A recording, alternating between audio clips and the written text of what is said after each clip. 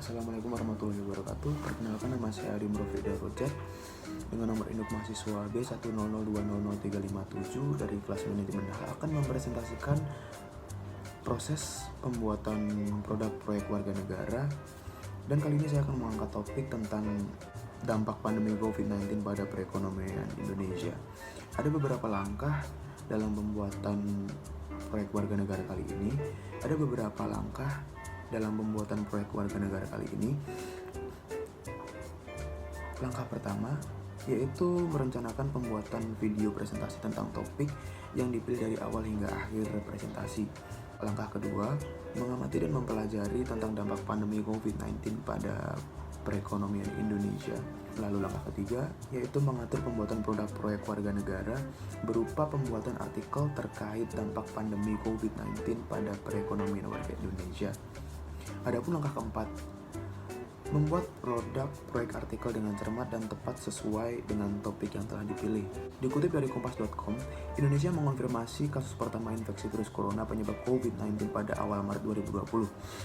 Sejak itu, berbagai upaya penanggulangan dilakukan pemerintah untuk meredam dampak dari pandemi COVID-19 di berbagai sektor. Hampir seluruh sektor terdampak, tak hanya kesehatan. Sektor ekonomi pun juga mengalami dampak serius akibat pandemi virus corona. Pembatasan aktivitas masyarakat berpengaruh pada aktivitas bisnis yang kemudian berimbas pada perekonomian. Laporan Badan Pusat Statistik atau BPS Agustus ini menyebut bahwa pertumbuhan ekonomi Indonesia pada kuartal 2 2020 minus 5,32%. Sebelumnya pada kuartal 1 2020, BPS melaporkan bahwa pertumbuhan ekonomi Indonesia hanya tumbuh sebesar 2,97%.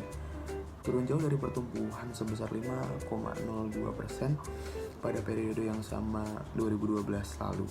Keadaan ekonomi yang melemah ini turut berdampak pula pada situasi ketenagakerjaan di Indonesia. Semeru Research Institute adalah lembaga independen yang melakukan penelitian dan kajian publik. Pada Agustus 2020, merilis catatan kebijakan mereka yang berjudul Mengantisipasi Potensi Dampak Krisis Akibat Pandemi COVID-19 pada sektor ketenagakerjaan. Dalam catatan itu, tim riset Semeru menggarisbawahi setidaknya ada dua implikasi krisis ekonomi yang akan dialami Indonesia pada sektor ketenagakerjaan. Pertama, meningkatkan jumlah pengangguran, dan kedua, perubahan lanskap pasar tenaga kerja pasca krisis. Pada langkah kelima, berupa proses pembuatan video presentasi. Video presentasi berisi penjelasan dan isi dari artikel mengenai dampak pandemi COVID-19 pada perekonomian dan ketenagakerjaan Indonesia. Dan langkah keenam, mengunggah video ke YouTube, yaitu mengunggah hasil video presentasi ke dalam channel YouTube yang saya miliki. Terima kasih.